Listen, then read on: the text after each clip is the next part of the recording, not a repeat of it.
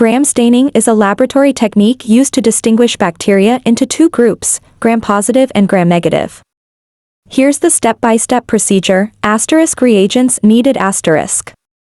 1 grams iodine and potassium iodide, 0.2.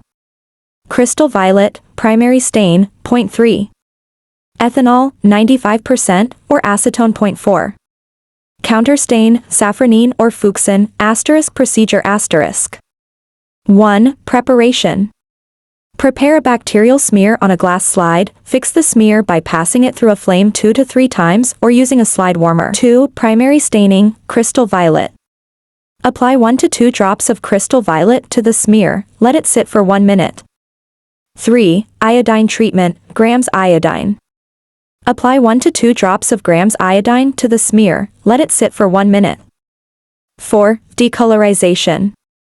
Add 95% ethanol or acetone to the smear. Let it sit for 10 to 30 seconds until the purple color is almost gone. 5. Counterstaining, safranine or fuchsin. Apply 1 to 2 drops of the counterstain to the smear. Let it sit for 1 minute. 6. Rinsing and drying.